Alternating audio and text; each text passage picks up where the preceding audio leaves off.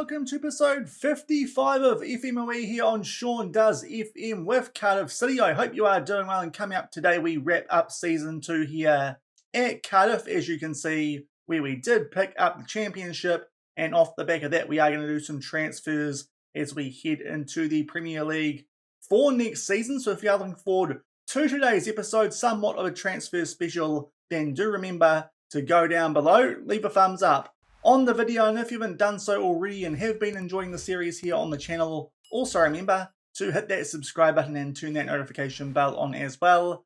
It is greatly appreciated. But we've played a few games off camera since we did both get promoted to the Premier League and lift the championship title a couple of days ago. If you missed the episode, I'll leave a link to it over in the top right corner. It has meant we've actually finished the season now, and we do get stuck in to the end of season review. One quick little thing that I do need to note before we get stuck into this: the playoffs haven't actually happened yet, so a lot of the end of season awards for the championship itself have not actually happened, so we might have to update you guys on those if they do come in our favour a bit later on in today's episode. So it does mean when we do get to that part of the review, it might be a little bit bare compared to what you might be expecting. But first up, we do have the new arrivals here at Cardiff City from this past season. Most of them performed pretty well for us, as you can see there, with lots of green ratings. But the signing of the season on a free was Francisco Mexado, our first choice goalkeeper. He picked up a 7.13,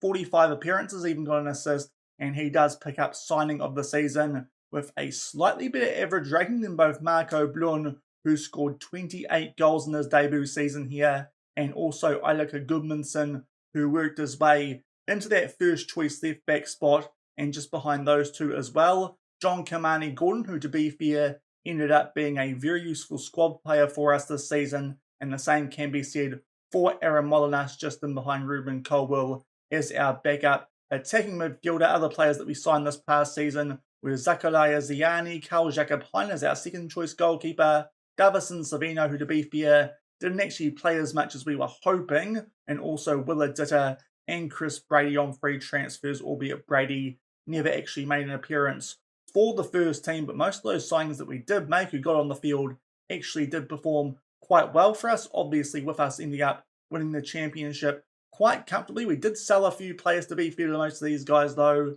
they weren't overly important players here at Cardiff, and as you can see, the fees that we got in for those players were not the greatest either. So I think overall, for that limited budget that we did have, we did a pretty good job of it, obviously picking up that championship. When we go forward to this season's results, just the 3 competitions, the championship, we actually ended up breaking the record for points in the championship, which was set by Reading at 106 points. We probably could have done it a little bit more comfortably. If you look at our games off the back of that one where we sealed the title, a 1-0 loss to Derby County, 2 wins against Millwall and Hull City, then a loss away at Norwich. That one a bit frustrating due to one of the goals that we did concede in that game. A mix-up between Hog Hyde and Mexado in goal. Got back on track with a 4-1 win over Sunderland, who actually slipped from second to third, as you can see, on that championship table. So they are now in the playoffs with Stoke City, the other team getting automatically promoted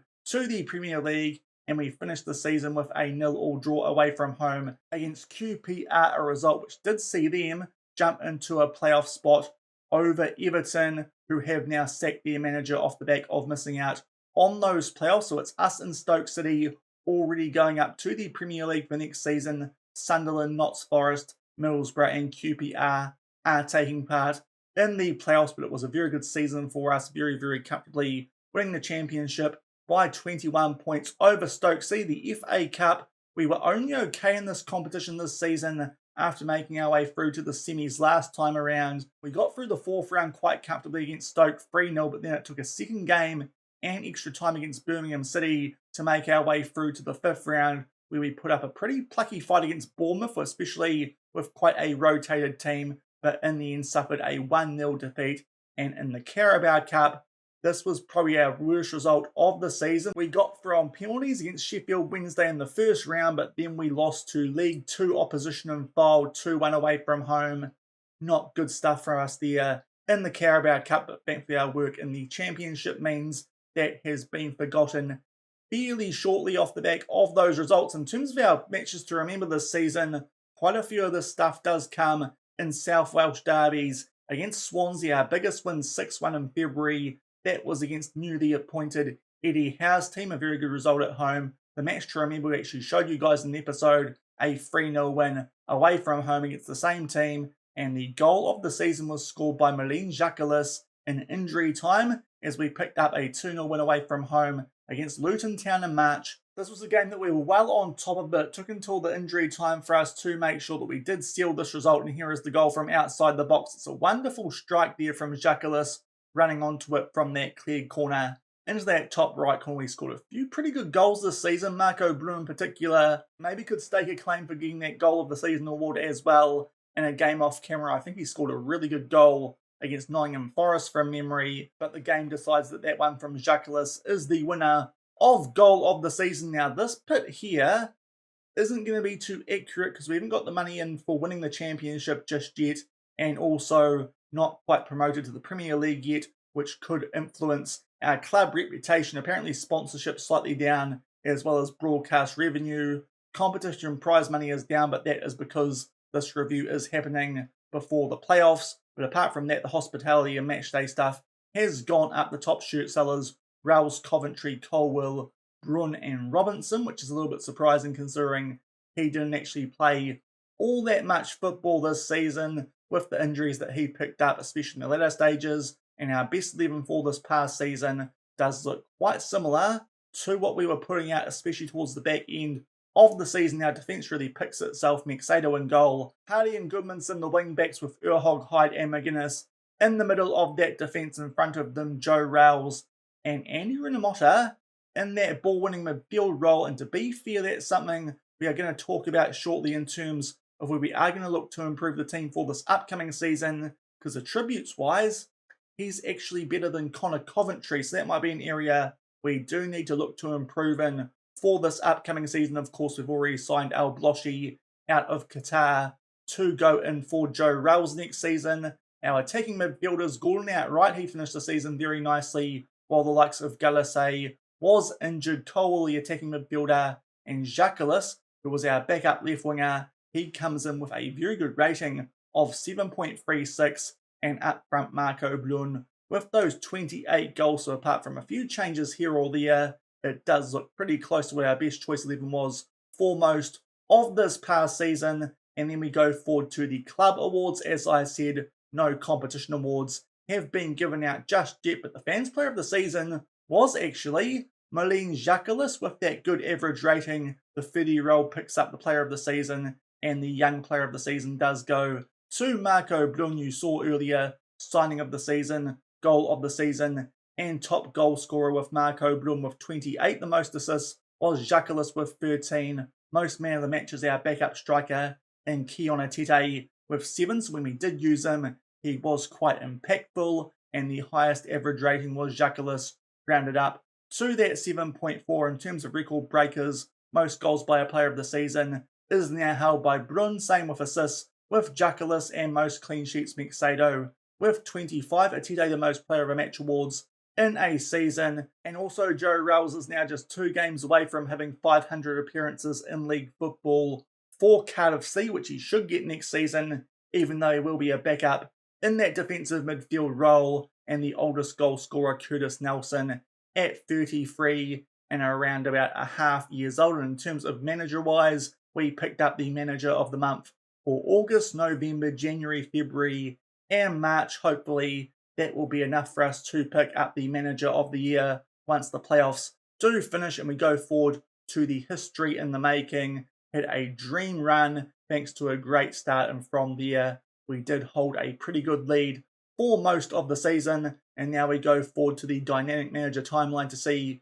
what has changed since last season. And I think we picked this one up from that one on the 13th of June where we did sign Marco Blum for £750,000. Very good value considering what he did for us this season. We also signed the likes of Gordon, Goodmanson, Ziani, Chris Brady on a free transfer who joined us during the middle of the season to be that third choice goalkeeper, as well as Savino, who to be fair, not quite as good this season as we were hoping, albeit his form did improve when we did use him during that second half of the season. Joe Ralls ended up getting the most appearances by a Cardiff City player in the league. We got a record championship points haul for both the club and in the competition, promoted for the third time in our career as a manager, this time to the Premier League. We won the championship, and Marco Blum broke that club record for 28 goals in a league season. So truth be told, not too much notable stuff there from this past campaign, but we get to taste life now in the Premier League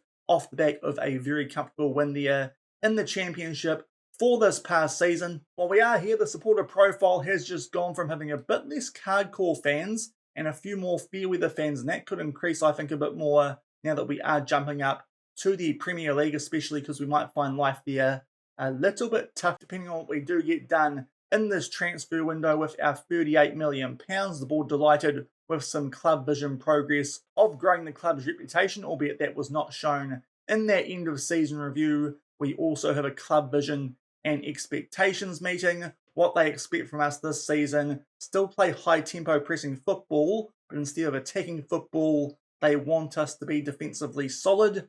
I think we're just going to stick with the same tactic anyway, because it has worked pretty well for us since we've joined Cardiff in FA Cup games, especially last season. So hopefully we do enough for us to stay in the Premier League.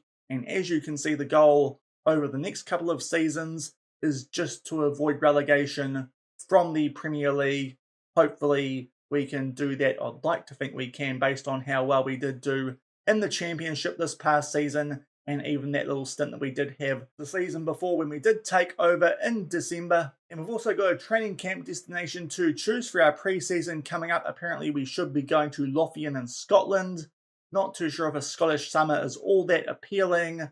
I think Portugal might be a better option, so we might go to Algarve in Portugal and have a good summer over there, getting ready for the Premier League. But we are here. We'll have a quick look at our team as we do end things here for the 2026-27 season. And this is how we do end things this season when everyone is fit and available. As I said, based on attributes, I think for next season, we are going to put Rinomhota in ahead of Connor Coventry, same star rating, but Rinomhota was better this past season and better attributes-wise, but that might be an area we do look to improve. Of course, as I said, with Al Bloshy already locked in to step in for Joe Ralls as that other defensive midfielder. Apart from that, defensively, I think we're quite good in terms of our starters with Hardy, McGuinness, Hyde, and Goodmanson, especially those wing-backs with quite high potential, both being quite young. We go through the forward, though.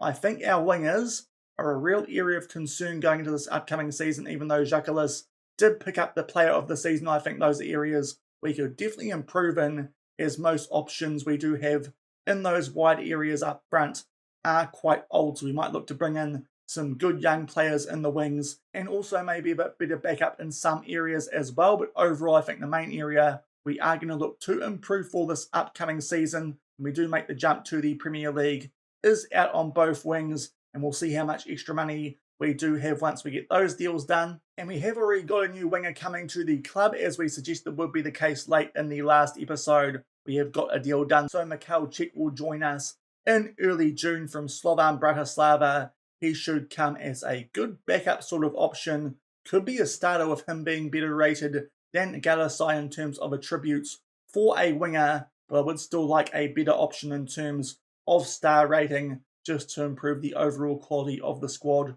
And then Galasai might be someone we do look to get rid of in the transfer window. Other players we might look to let go.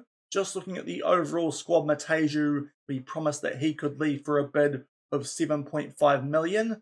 Maybe we get a younger left back to make sure that that wing back spot is quite well set up for the future. But apart from that, Robinson, maybe if we add some really good depth in the wings, could be another player who goes at 31 years old. Going down a bit further, Patterson is already on the transfer list. Willa Ditta is also on the transfer list. I think we can afford to get rid of him. And also Xavier Simons could be someone that we do get rid of, wanted by Wigan. He's a player who these days doesn't have that much potential. So hopefully another player we can get rid of and maybe boost up that transfer budget a little bit more these days, down to just under £34 million. But we still have about £200,000 of wage budget remaining, but we'll come back throughout today's episode with any transfer updates, as well as keep you guys updated on what happens in those playoffs. And we come back not too long off the back of that end of season review. One of our players in our under 21s has had a bid put in for him, and Xavier Benjamin, his contract was expiring anyway, so we're going to accept £2,500 from Notts County for him, so a little bit of extra money where otherwise we might not have got some.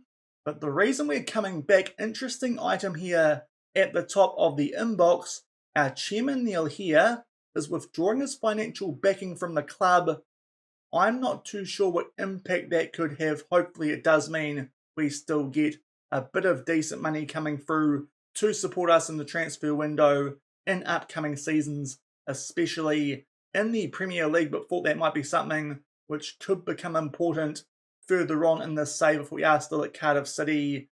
Otherwise, that could be a bit of an interesting one if that does mean we won't get quite as much money as we should be. But Neil here withdrawing his financial backing. Hopefully we still get some decent transfer money in the future if we stay at Cardiff City. And we've gone forward to the end of May, and we finally have all of the results from the championship this past season, as well as the competition awards. This is what happened in the playoffs.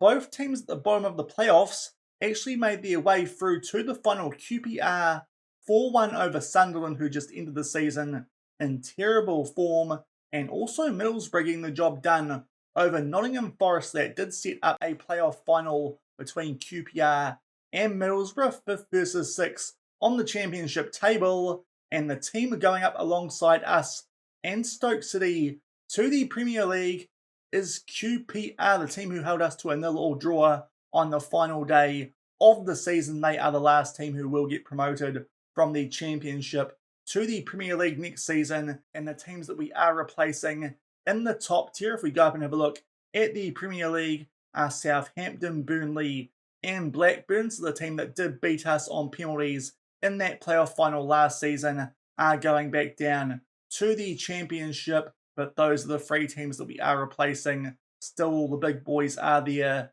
in the Premier League, so it's going to be quite tough for us next season, albeit these days plenty of teams are involved in European football, which might actually prove to be a little bit helpful to us if they do take us slightly at Cardiff City. But in terms of competition awards off the back of those playoffs finishing, we did pick up a few. First off, Marlene Jacquelis picked up the Championship Player of the Year, which is a little bit surprising, albeit he did actually play quite a few games, a few more than I thought in 34, 11 goals and 12 assists with that 7.37 average rating. We go further up, and Mexado won the Golden Glove with 25 clean sheets from 44 appearances. And we also picked up, as expected, the Manager of the Year award with a 71% win ratio, and with that big gap that we did have on top of the championship table, and also the Players Team of the Year for the championship,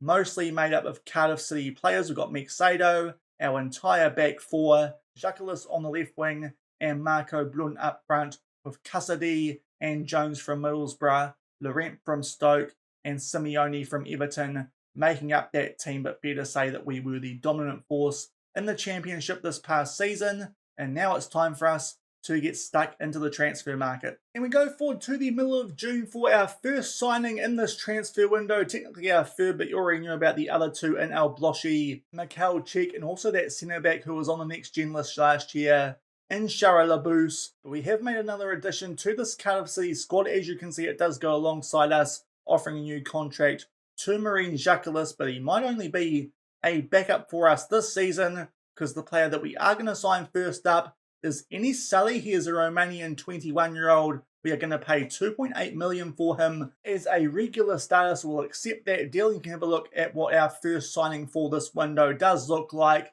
He is a significant upgrade on Marine Jacquelis, can also play out right, albeit is a bit more natural out on that left-hand side as an inverted winger, even though his left foot is actually his weaker one, but definitely an upgrade on what we did have there in Marine Jacquelis. And for $2.8 million, I think that looks like quite a good deal. A few yellow attributes there, and for what we need for an inverted winger, he does look quite well suited. Comes to us from Follow Constanta in Romania, having had a few good seasons there in the last couple of years. So that is one of the areas that we were looking to improve and sort it out.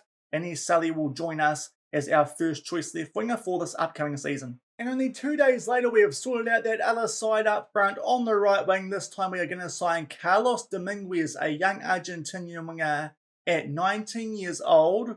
We were debating between this guy and Yusuf Demir, but wage-wise was the big reason why we did choose Carlos Dominguez, because there's not that much between them, and Demir wanted somewhere around £100,000 a week, which would have been a large portion of our wage budget. So instead we have gone for Carlos Dominguez for £5.5 million. A look at him, again, a big improvement on what we already had out on that right wing in the likes of Galasay, plus our new signing in Sheik, as well as Jean Kamani Gordon. He comes to us from Tigray, where he's made 47 appearances and scored 3 goals. And at 19 years old, like the look of him as a long-term winger here at Cardiff City. All of those attributes for a winger do look quite good. And as I said, 19 years old, one of the other benefits of that, he does not need to be registered for the Premier League as well. But that should hopefully now sort out our first choice wingers for this upcoming season, joining Ines Sully, Carlos Dominguez for the right-hand side. And a week off the back of that most recent transfer, we do now have a bit of Premier League stuff coming through in the inbox. As you can see, we finally get some money for getting promotion to the Premier League. £80 million in TV rights. That will be very useful for the club financially. And also, our fixtures have been released.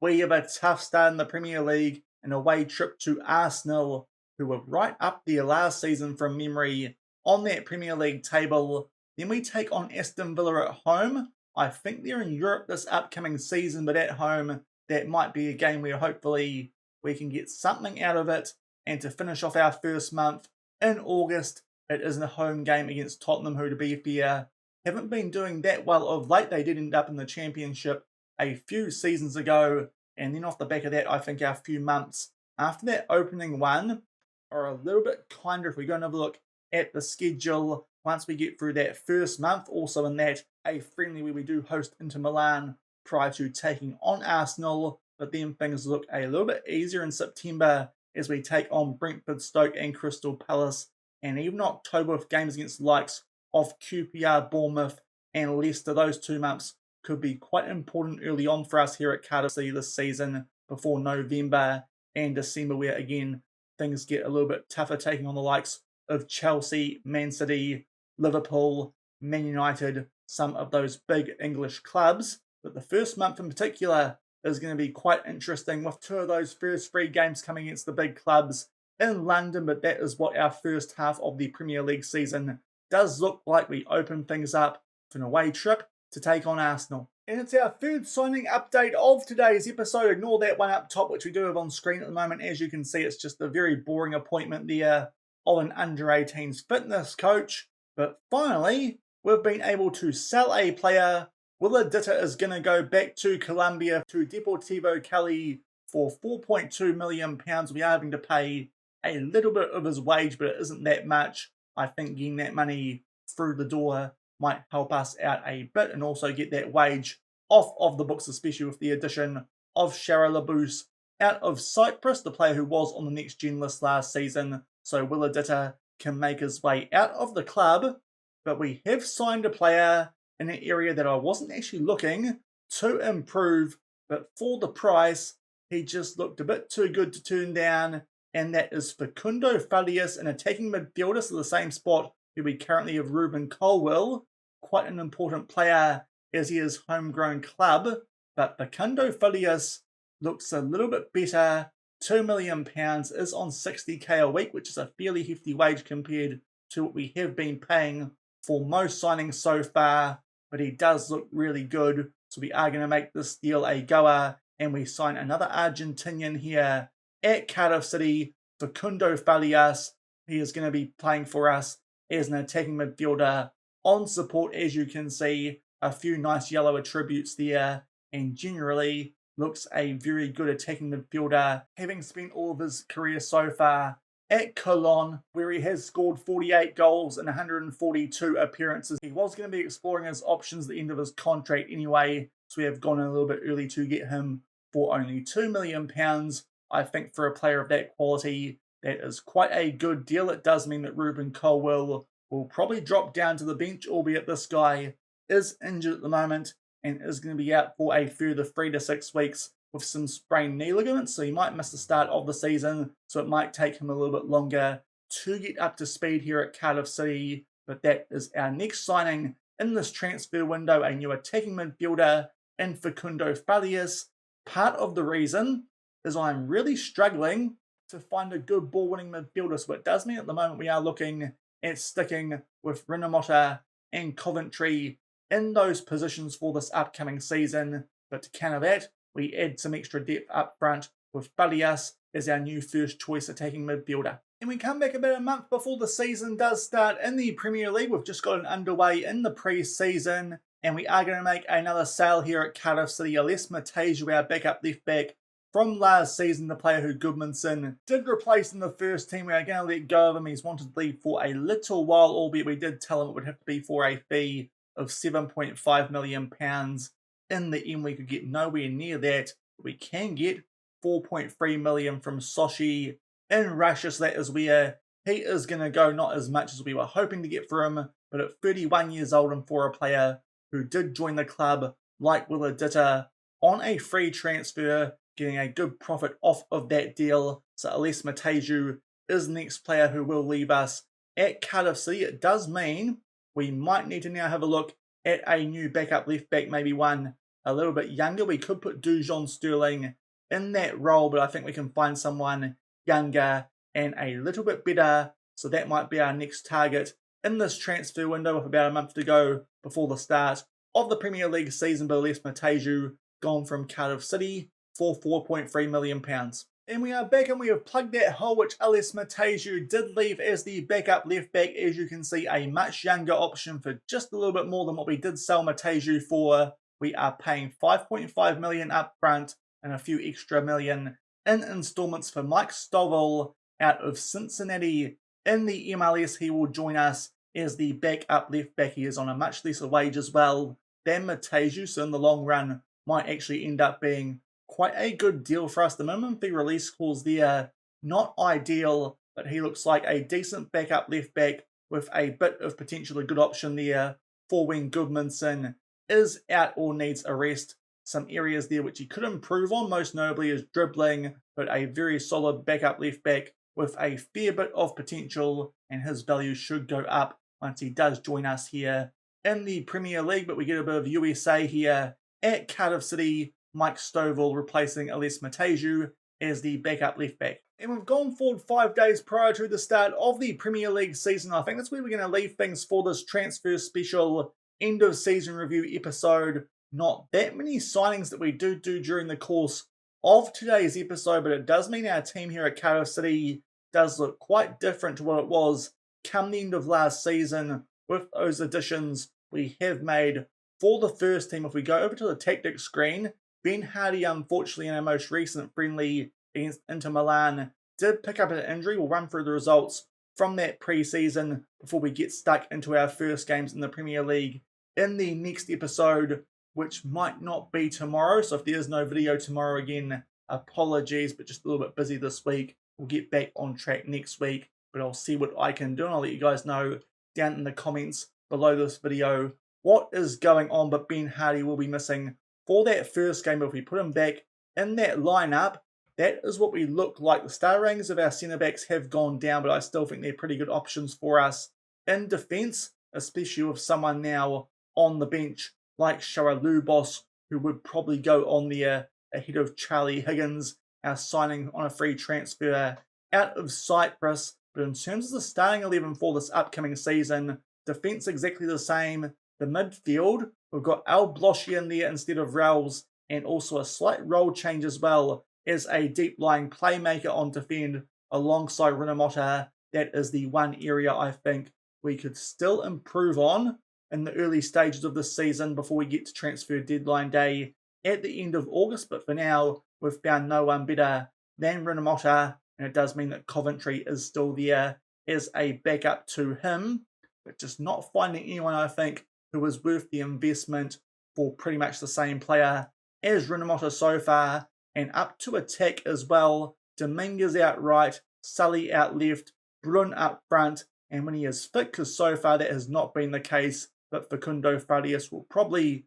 make his way into this team as the attacking midfielder, and that will mean that Colwell will probably sit on the bench instead of Aramalinos, who could be a player we also look at letting go of if a good bid does come in for him. But as you can see, I think that does make our team for this upcoming season just a little bit stronger, and hopefully these guys can keep us up in the Premier League for this upcoming season, and still looking to get rid of a few players, some players down here who are not on the bench, the likes of Alex Pedersen. We've got Suhail Galasai, who I'm trying to get rid of, also Robinson, and also, as I said, with that addition of Farias, it could mean that Aramalinos is someone else who we could get rid of in the month of August or on deadline day to raise some extra funds, which might also open our options to spend a little bit more money potentially on a ball-winning midfielder who actually is a little bit better than Rinomhota, because as I said, I think that's probably the concerning area going into the start of the season,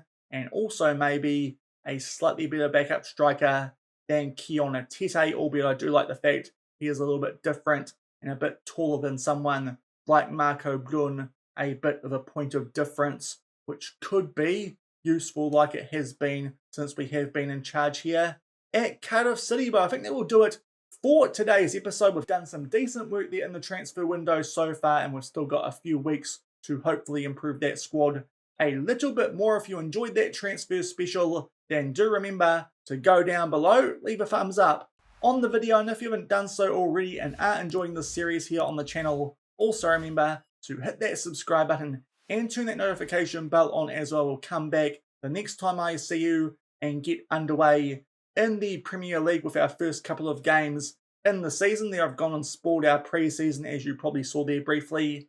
It went quite well, but our first two games will come back with very tough one first as we travel to the Emirates to take on Arsenal, and then off the back of that a game we might be able to get something out of. A draw would be a quite good result there as we take on Aston Villa at home, and I think after that we will do Tottenham, and deadline day we might take things a little bit slowly in this first season in the Premier League, as we are expected. If we go and have a look at the season preview, once I hide my head in that relegation zone, albeit the best of the teams who have been promoted from the Championship, I think based on what we did in that division last season, we might be able to just avoid relegation, but that is a hope.